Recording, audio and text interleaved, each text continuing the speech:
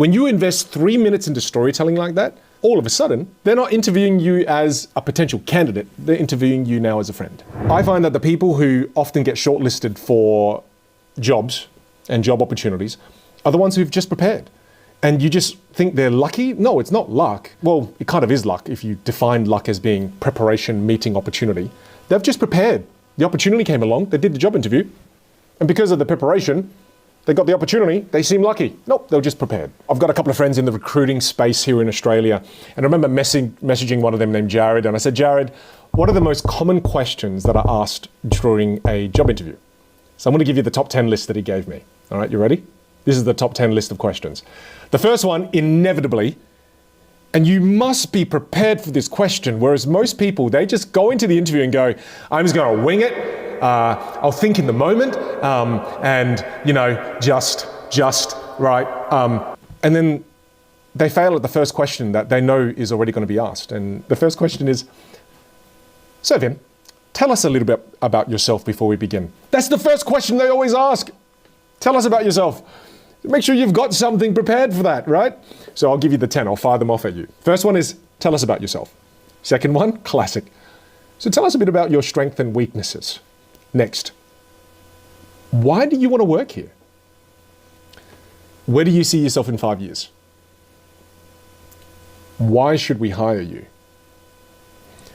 Tell us about a challenge or conflict you faced at work and how you dealt with it. 7, what is your greatest professional achievement? 8, tell us, why are you leaving your current job? 9, how do you handle stress and pressure? 10. Classic one they always end on. So Vin, do you have any questions for us? We know, all of us, we know that these are the most common questions, yet we don't prepare. Do you know what most people do here? Most people give descriptive phrases about themselves, adjectives. They'll say things like, oh, yeah, sure. My values are integrity, honesty, punctuality. My only weakness is that I'm a perfectionist and I do things really well, right? No, connect with people. This is where you build rapport. So if you want to build rapport, let's say, for example, I was applying, and we'll do some improv here, okay?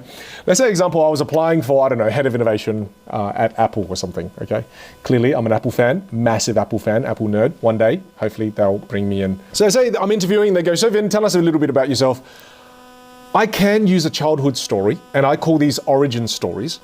I think using an origin story when they say, tell us a little bit about yourself is extremely powerful because it shows them who you are, it builds rapport, and if you can link that story into the position that you're applying for, match made in heaven. Hello Vin, welcome to Apple.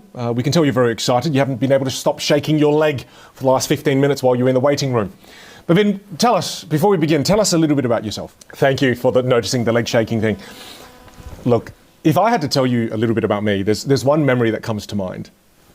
When I was young, I got to ask you this. What do you think a 13-year-old boy wants more than anything? A PlayStation, sex? Well, close. Love. It's love. And thank you, Brad, for being so transparent. But I wanted to find love. And Brad, I remember asking my dad for advice. And I asked my dad, I said, Dad, I want to find love. What do I do? And you know what my dad said to me? My dad says, looks me dead in the eyes, 13, and he goes, okay, no money, no honey, man. And I thought, damn it, Dad, that's really wise of you. It rhymes like Eminem. So I thought to myself, okay, how am I going to make money as a 13-year-old? And that's when I discovered eBay. And one of the things about me, Brad, is I'm an early adopter. So my friends didn't know what eBay was at the time. It was 1999. So I got onto eBay, I borrowed my mum and dad's credit card, and I purchased 30 MP3 players and I sold them to my friends for double the price. I love entrepreneurship. And as a result of doing that, I made double the amount of money. Parents were truly pissed off, but that set me off on a journey. It set me on the journey of entrepreneurship. And as an entrepreneur my entire life, I'm an early adopter. So whether it comes to MP3 players, whether it comes to the latest AI that's coming out, one of the platforms I've been playing with is Udio. And Udio is a wonderful platform that can use AI to create music. Whether it's the Apple Vision Pro, I'm on it. I'm an early adopter. And I share this story about my past with you because that's why I'm applying for this role. Is I know that for someone in the head of innovation, you need someone that's not just saying the right things and talking about technology. You want someone who's actually an early adopter, who's living and breathing things that are just coming out. I don't wait until it's cheaper. I don't wait until it's been in the market for 3-4 years. I'm the first one waiting in line in an Apple store. And when you release the Apple iPhone 16, you can bet your butt I'm going to be there at 6 a.m. I'm an early adopter. That's why I'm perfect for this role. Again, right, that's me spending about 3.5 minutes sharing a story. Now there's laughing moments and like, oh, no money, no honey, that's a good one. I built rapport, there's endorphins flowing through their body. I've been conversational, we're friends, I ask them questions. The entire interview situation now is relaxed.